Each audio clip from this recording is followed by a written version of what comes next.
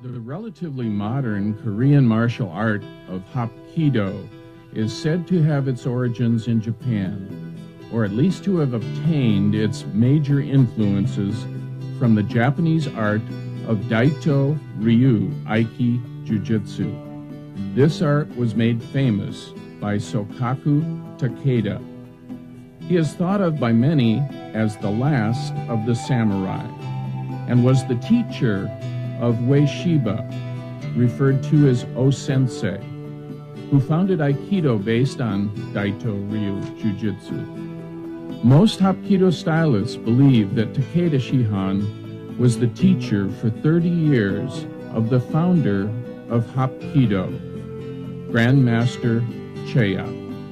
His name is spelled as Choi in English, but pronounced Cheya in Korean.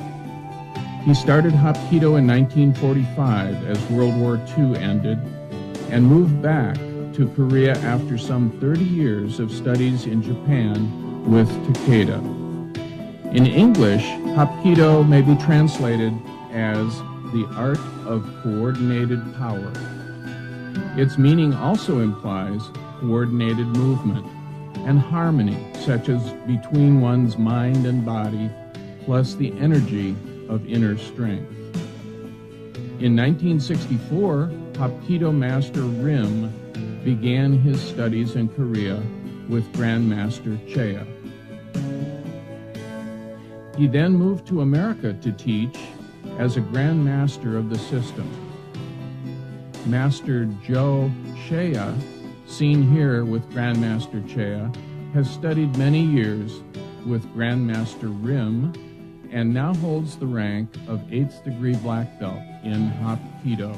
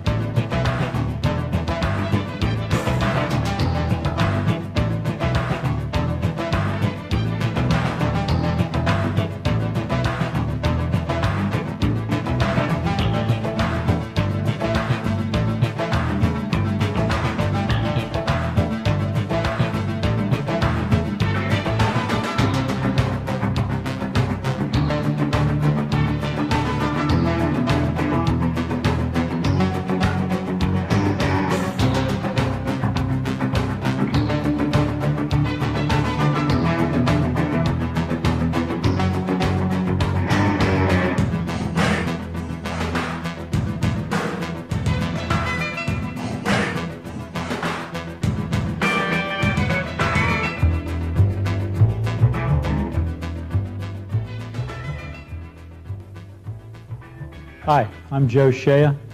I'm an 8th degree black belt in traditional Korean Hapkido. I've studied for the past 26 years with Grandmaster Rim Jung-bae, who was the chief instructor under Chae Young-sul in the original Taegu Dojo of Hapkido.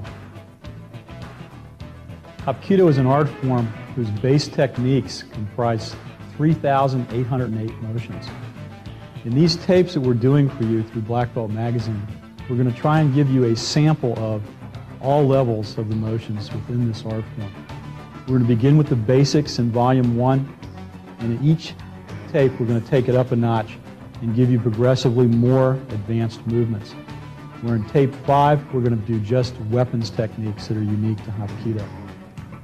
If you like this tape, I hope you'll buy the whole series.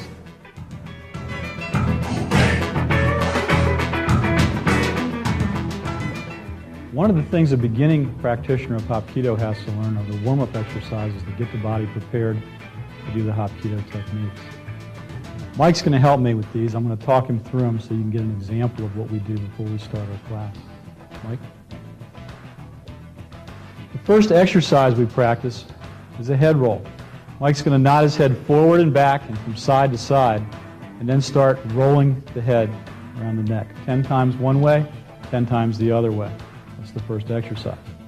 The second exercise, he'll clasp his hands behind his back.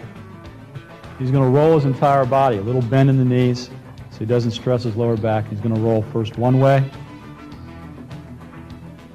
getting the hips nice and loose, and then the other. Again, at least 10 times in each direction. The third exercise is a toe touch. He's going to put both feet together, keep his hands close to his body, reach down, touch his toes. When he comes back up, he's going to stretch back, elbows back, looking at the ceiling. And this again will be repeated 10 times. The third exercise, he's going to raise his elbow and slap back with his hand and stretch the pectoral muscle and the muscles of the upper arm. He's going to do one side and then the other. The next exercise, he's going to step forward with one foot. He's going to throw his hand out away from his body and then cup it back in towards the body. 10 times on one side, 10 times on the other side.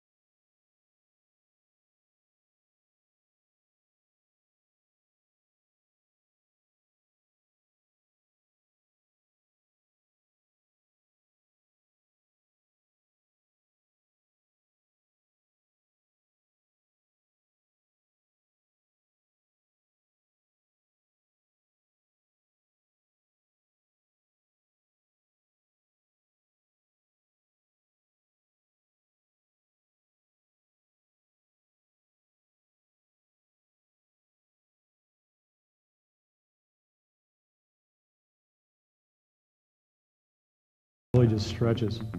Mike's going to punch forward and stretch his down leg.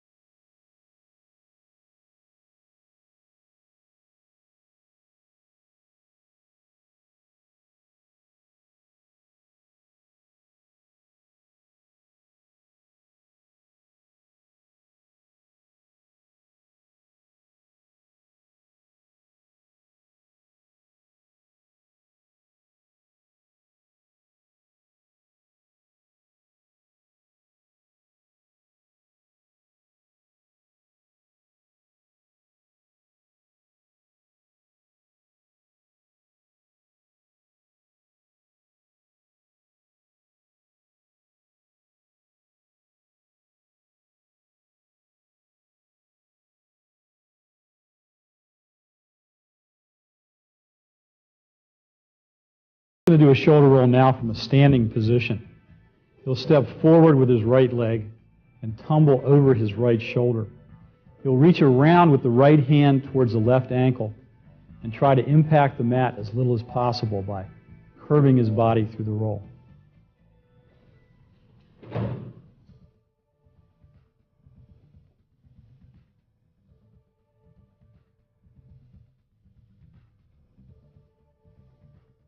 All the tumbling from the shoulder rolls on should be done both left-sided and right-sided.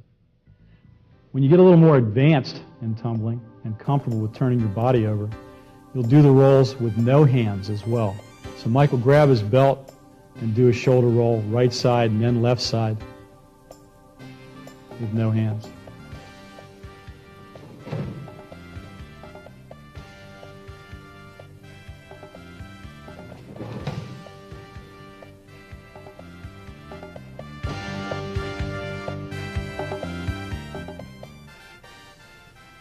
By turning the body over, the practitioner starts to develop a kinesthetic sense. that is where his body is in space as it turns through the air. He also has to be able to spread the impact out of a fall if he can't roll out of the fall. Mike's going to spread this fall out, this tumble out. He's going to get down on one knee again to begin this. When he turns himself over, he's going to spread out and absorb the impact of the fall through his arms and legs. He has his palm up, his chin tucked into his chest, his feet turned sideways so he's not impacting his heels, and his opposite arm tucked in close to his body so it doesn't pull his shoulders back and snatch his head back towards the mat.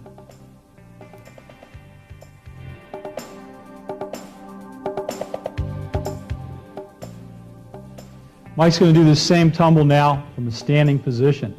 Remember that these should be done both right side and left side.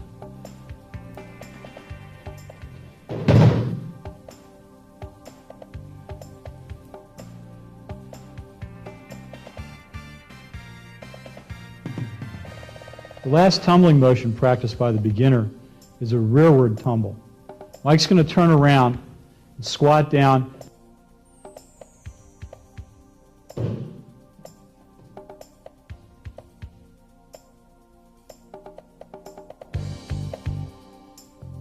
Traditional Korean Hapkido is a soft martial art, and as such is based on the principle of the path of least resistance. That is, the practitioner of Hapkido tries to combine their weight and momentum with the momentum presented to them by an attacker or by their partner. In doing so, they get a least resisted path. We don't hit force with force. We try to combine ourselves with our attacker's force. In the initial stages, this can best be illustrated by a few of the exercises we do. I'm going to have Eric and Lascelles help me out here. Did this on purpose so we could get this size mismatch going. Eric, would you just grab Lascelles' wrist? Lascelles, get away from me. Okay, there's a real strength and size mismatch here. Lascelles' not maximizing herself, but she's going in a resistive line just trying to pull out of this grip. What we're going to do is set up a simple exercise in the path of least resistance. Lascelles, take your power leg and just step back with it a little bit and stand straight up. Okay? Bend your knees just slightly. Take a deep breath and kind of sink your weight into the mat as you do that. Lower your center just a little bit. Okay, because the tension you had in your upper body was raising your own center of gravity, and it wasn't maximizing your leverage. Now the least resistive line through Eric's grip is right here at his middle finger and his thumb.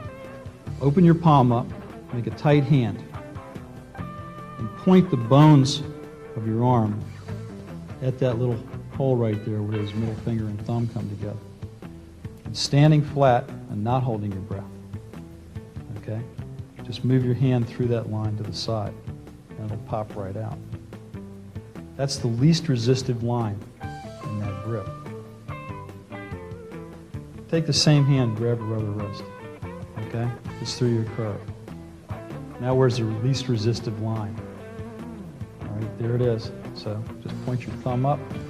Bring it straight up and away, and the hand will pop out. Good.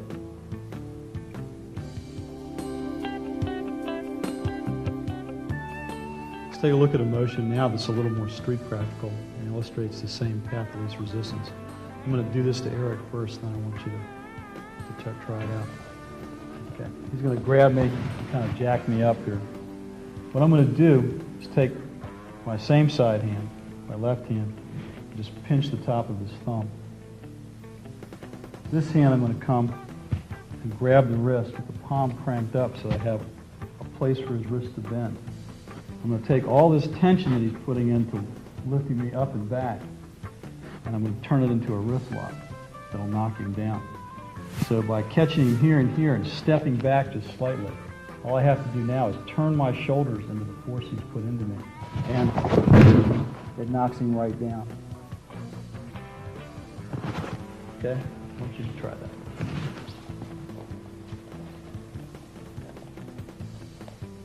Okay? Get your stance first. Remember to breathe. Holding your breath raises your center of gravity. Pinch, pinch. Step back and turn. Good job.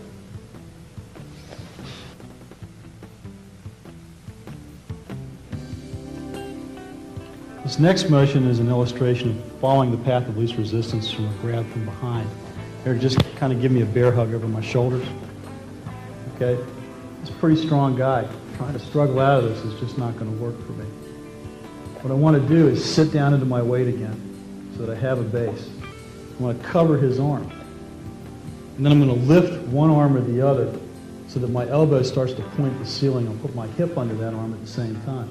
What this creates is a hole for me to step out of. So I'm going through the least resistive line that way. Later on, we'll put a bunch of techniques into making this hole and coming out. But right now, all I want you to do is get away. Okay? Give it a try.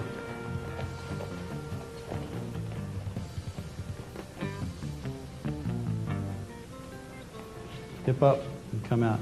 Okay, do it one more time. And really throw your hip up into this. Pop his elbow up and step out. Good. Much better.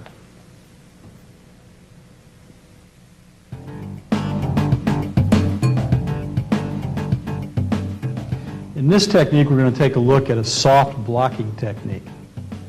Most art forms that I've experienced use force on force. When Eric throws a punch, I forcefully block that punch. Since we weigh about the same, that's not a problem. If you do this, he's going to knock you backwards.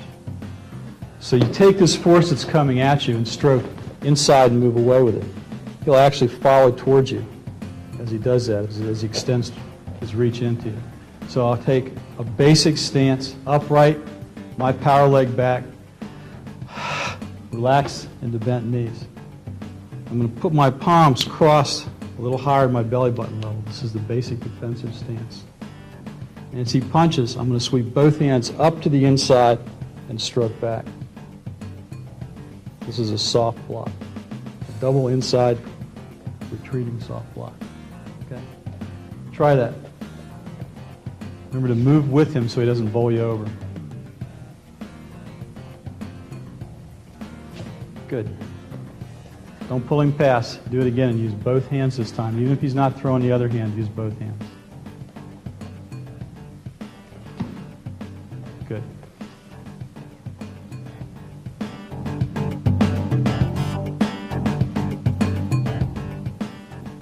This next technique, we're going to take a leg.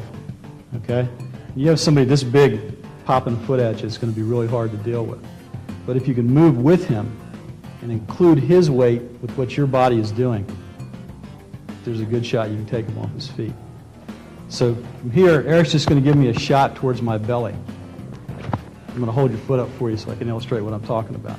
I'm going to step around the kick and just bring this hand up so that this foot travels away just a little bit more. See how his hips moved? I need his hips to move just a hair like that. If I get his hips to move, then he won't be able to reach me with his hands. If I don't move his hips, then he can reach me with his hands. So I want that little bit of movement in the hips. And then I'm just going to take the leg straight back at him and knock him down. So from there, I'll come here and shoot the leg back at him. It's a least resistive line because I'm coming around the kick. I'm not trying to change the direction of it. What I'm trying to do actually is boost it just a hair. And right at the end of the boosting, I push the foot back. Okay? Try that out.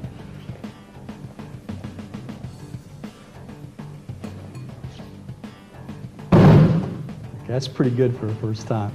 We'll leave it at that.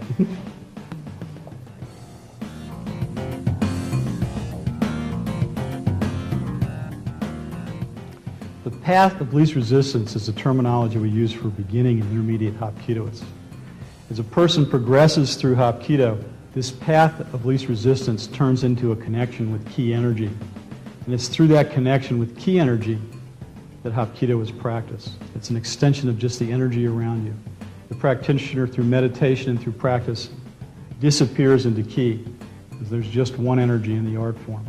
This is practiced at the higher levels of Hapkido, though, not at the beginning and intermediate stages.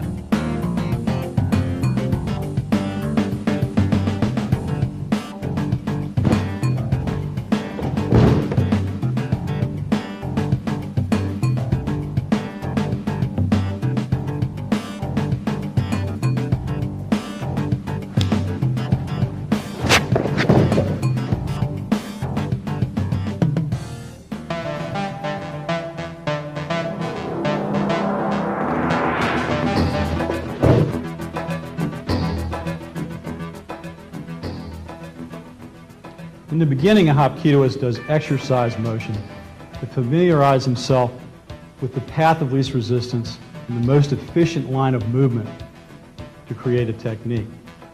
These exercises eventually evolve into fighting techniques. We're going to illustrate a few of these exercises and some of the fighting techniques too in this first volume. Eric's going to help me with this first motion. This is the very first thing we teach a beginning Hapkido practitioner, is this same side wrist grab. We teach a person to stand up straight, put one leg back, most likely a power leg, to breathe deep in the lungs, and to flex the legs just slightly and sink the weight into the mat to begin with. This technique starts by tightening the hand up and extending the fingers as if you're going to cup water in your palm, but leaving the arm supple at the same time. I'm going to step towards Eric and tilt his weight back just slightly by raising my palm into him. His weight's on his heels right now. I'm going to step back along the same line, keeping my arm very close to my body. As my palm comes back to my chest, I'm going to turn my palm over, reach across, place my thumb on top of his thumb, dig my fingers into his palm, and snap my wrist into place by dropping my elbow. From here, I'm going to drive Eric's thumb with my forearm right across my body to my hip. I'll now step into him, bringing my hip towards his hip, adjusting this leg so that my arm can slide down, my hand can place the knife edge of my palm on his tricep. I'm going to lift his hand and roll his tricep at the same time. And because Eric's fairly advanced, he's going to take the pressure off of himself by doing a forward roll.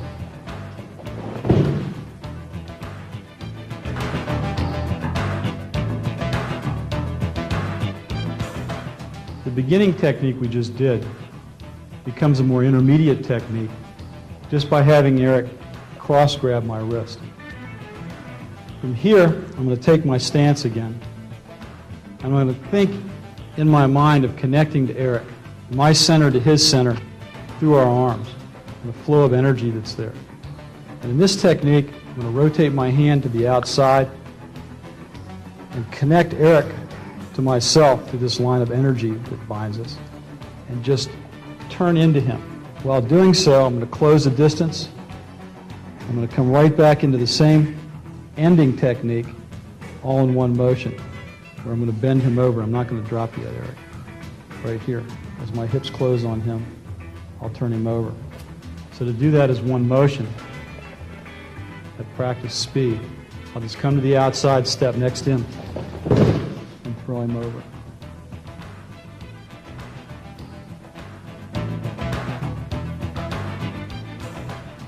A little higher level intermediate technique would be a grab from behind, like a high bear hug. From here, I'm going to create a space using Eric's own grip by trapping his hands and throwing my hip and elbow up towards one side. When I do this, I create a hole that I can step out of. I'm going to step through Eric, keeping his hand next to me, tucking my other hand up into his armpit.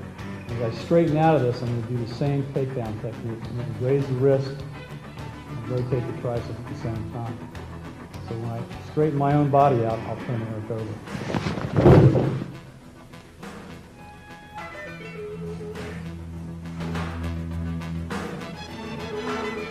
This motion now can be taken one more step to a high-level motion, where Eric will be punching at me. From out of the air, I'm going to cross with a soft block. I'm touching Eric at his elbow as I cross this block and extending his punch to the same line that he presented it in. I'm not trying to push it one way or another. I'm touching him at his elbow because if I touch him at his forearm when I block, he might push his elbow through and hit me with that. So this block is much better accomplished at the elbow.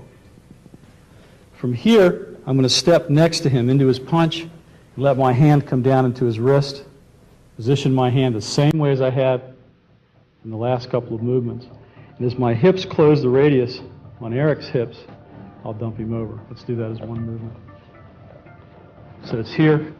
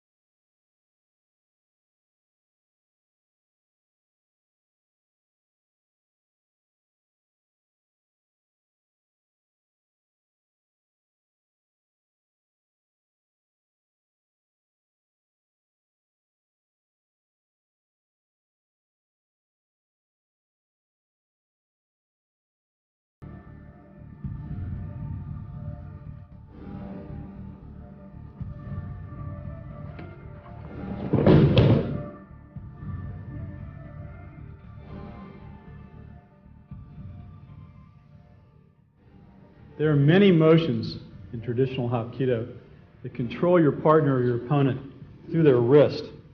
By taking the wrist and locking it into position, you get movement through the whole body. That's what these techniques are going to be about, this first set. The beginner's motion in this technique starts as kind of a wide movement, where I'm going to raise my palms together and trap Eric's palm between my hands and my wrist. I'm going to rotate this to the outside by putting pressure on Eric's palm. Squeeze this back up into position where I can put my middle finger across his wrist, my open palm across the back of his hand. From here, I'm going to drop him to my belt level and reverse my hands. I'm going to pull back with this hand, push down with this hand. So as I drop, come to belt level and reverse, I end up throwing his hips out from underneath him through this wrist technique.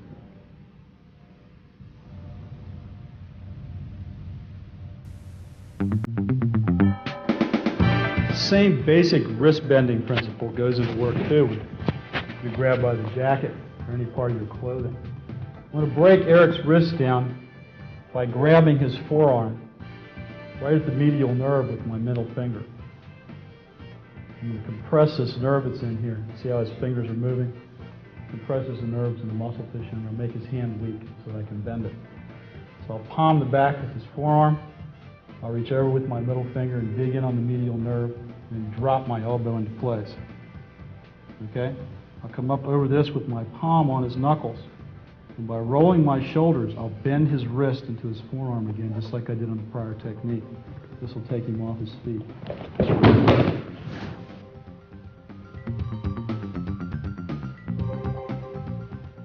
The next exercise, we're going to do the same wrist technique from a two-handed wrist grab from behind the back.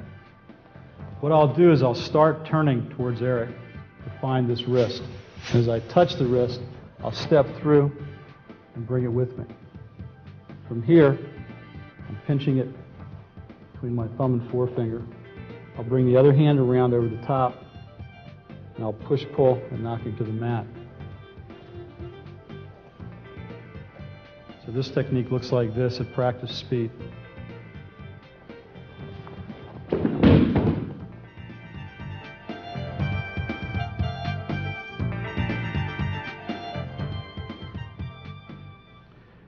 Once this has been practiced within the exercises, this motion becomes a very easy fighting technique. From an extended punch and a soft block,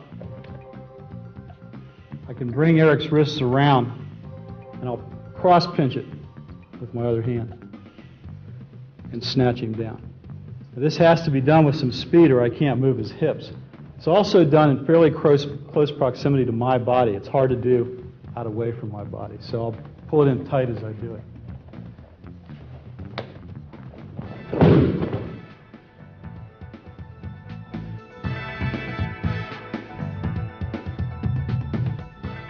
Let's have Lacelle and Melissa do these four techniques. You do the two base techniques, and you do the two higher techniques.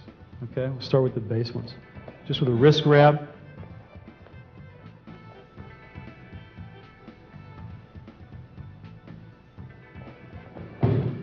Good. I'm just going to change a little bit, okay? Just go ahead and start. Stop when I tell you to.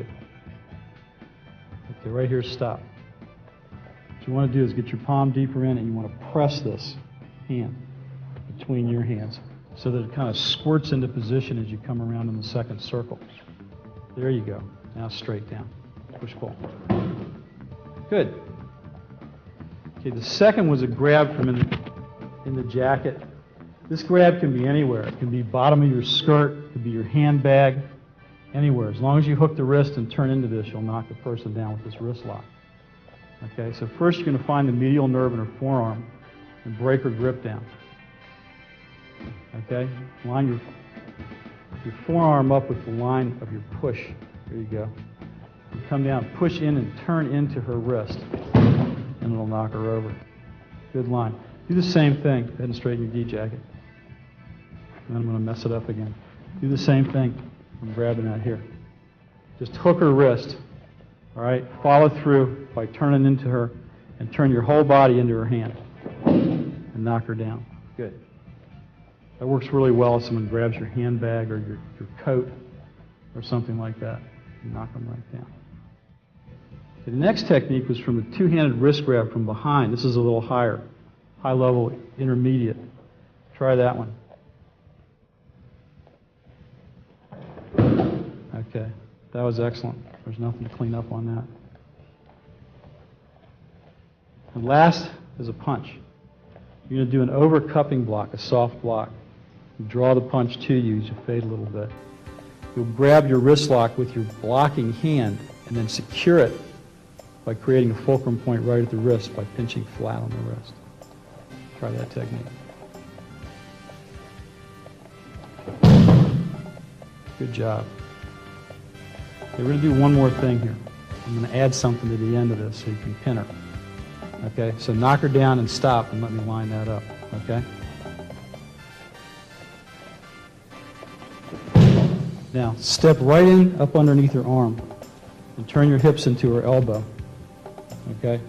Right, she's got hyperextensive elbows, so be careful.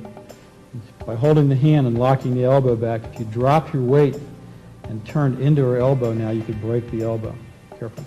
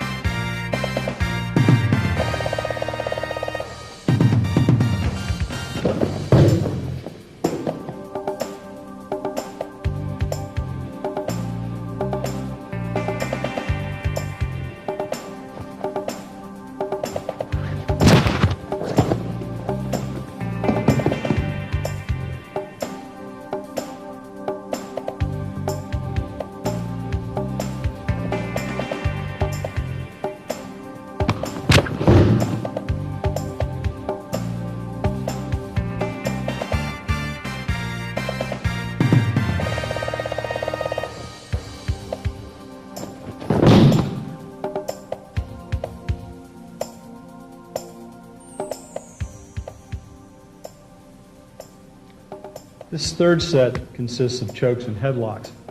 The first choke is just a straight up two-handed choke. What I want to do is raise Eric's center a little bit so I can turn him over and get him off my throat. To do that, I'm going to reach underneath and trap his hand with my palm. I'm going to place my other palm underneath his elbow, step underneath that elbow, and raise it up with my hip. Using the knife edge of my hand, I'm going to turn his elbow over and take him to the mat. So as one motion, at practice speed, this looks like this.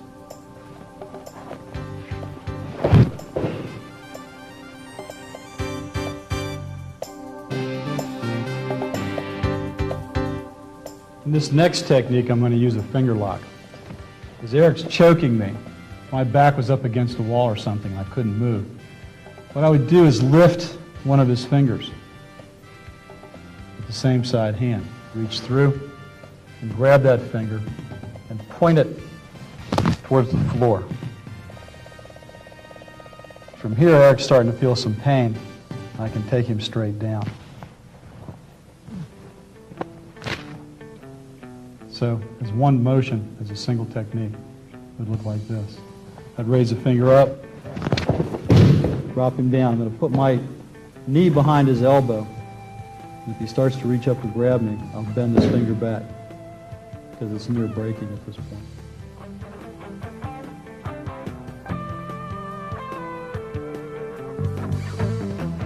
This next technique is a rear arm choke. Eric will step behind me. I'm going to move around a little bit so I can still talk. If he puts pressure, I won't be able to talk from here. He's got my hips forward, and he's got my throat in jeopardy with this. What I need to do is cover his elbow, cover his hand. I need to drop my hips out of line and step through at the same time bringing him with me.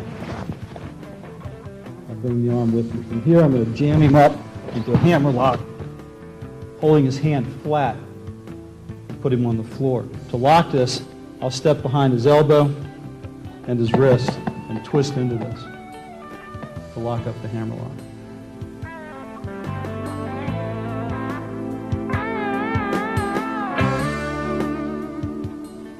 The next technique came off a front headlock. So Eric's going to lock me up right here. This is something that you need to get out of fairly quickly. I'm going to hook the tendon at the base of his hamstring right here behind his knee with my middle finger, and then I'm going to pull. At the same time, I'm going to drive my hand into his chest up near his throat, and I'm going to stand up a little bit all at one time to bounce him back off of me. So from the start, I'll be here, I'll rock up and pop him off.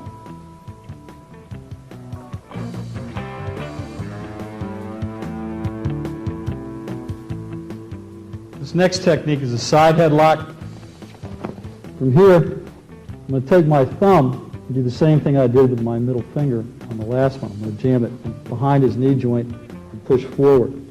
At the same time, I'm going to take my other thumb and reach up underneath his submandibular glands right here underneath the jawline. I'm going to push this up and back. And at the same time, I'll stand just a little bit. So from here, it starts out, I place my hands and push and stand and throw him off of me.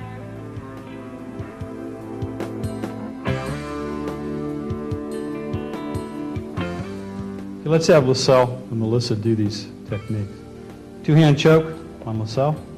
LaSalle, you're going to cover her hand from the inside and use your palm to raise her elbow as you close the distance. From there, you're going to do a standard armbar takedown. Use the edge of your palm when you do it. Take her all the way to the floor. Good job. The second technique would be if you were backed up against a wall or something and you couldn't move. You need to take a person down from a two-hand choke. We're going to use the finger technique. Just reach up and try for her middle finger because that's the easiest one. Peel it up and reach across and put her into a finger lock. Okay? Just take your key finger from here and point it. And point that whole thing straight at the floor. Okay. Put this knee in behind her arm. Okay? And if she starts to turn on you, you can break that finger. Good job. Okay, the next technique is a rear choke. You up for this? Okay. Using your arm, put her in the crook of your elbow. Okay. Reach over and hold her so she can work the technique. Okay, Melissa, first you have to drop your hips just slightly and try to get your balance back.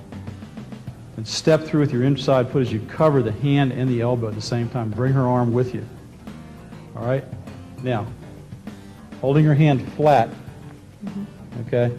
Jam that hammer lock forward and take her off her feet. And from here, step forward with this leg and hook her elbow with the back of your heel on the other side. You want to hook her elbow, turn your foot the other way. All right? Now step your other foot in next to her elbow. Other foot, not this foot. Okay? And what you do is you push and turn her flat and turn at the same time. Step out and I'll show you what I'm talking about. From here, come on back down. Okay? I'm going to push you flat. All right? I'm going to hook the elbow with my heel, tuck my other foot in. With my knee on her back, I can do this hammer lock with my legs. Okay? Just step in real quick and try that from that position. Yeah. Yep, now twist. Good. Okay?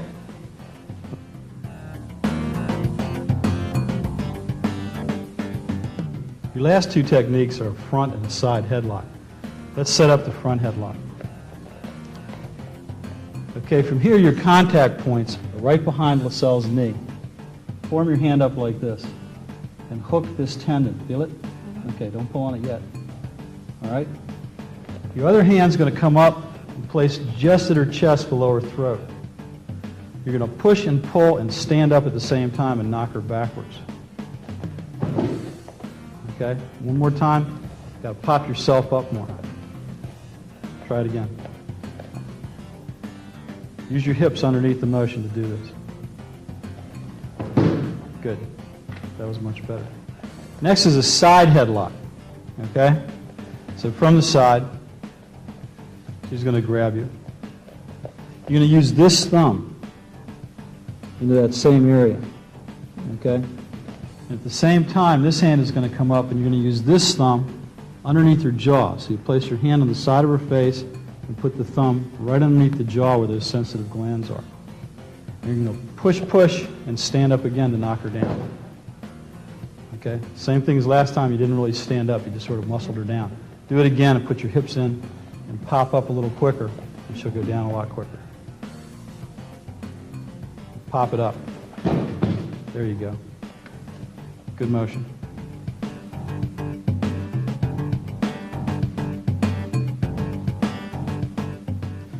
This ends volume 1 of our series of 5 volumes for Black Belt Magazine. We're just scratching the surface here in volume 1. We're going to try to take things up a level in each tape as we go on. Hapkido has so many movements in it that all you're getting here is a sampler. But I think it's a sampler you'll find well worth your time.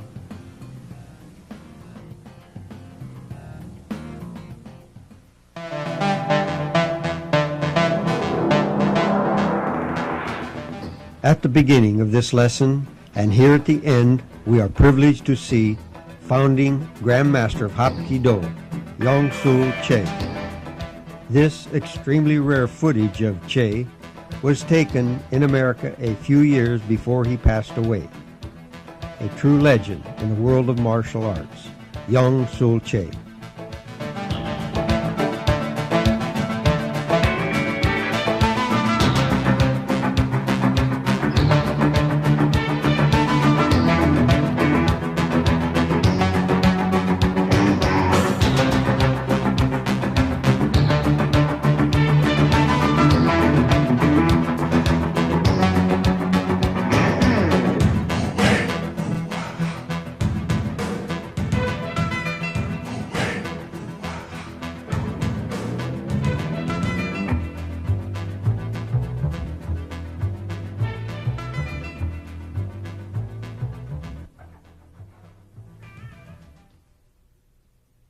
In this day and age, crime and violence is right behind you.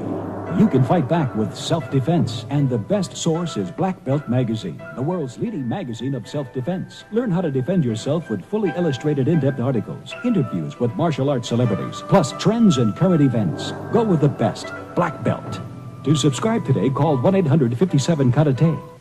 There is only one martial arts legend. That legend is Bruce Lee. In his lifetime, he authored and co-authored only 6 books, including the Tao of Jeet Kune Do, as featured in the movie Dragon, the Bruce Lee story. There is only one place you can get all 6 books written by Bruce Lee, O'Hara Publications. Don't settle for anything less than the original. To order your copy of a Bruce Lee book or any other titles about the martial arts, call 1-800-396-4272. What are martial arts? Mysterious, building the body and mind, devastating, exciting. Learn how to defend yourself now. Let the experts show you on Black Belt Video. To order your Black Belt Video for only $29.95, call 1-800-581-5222.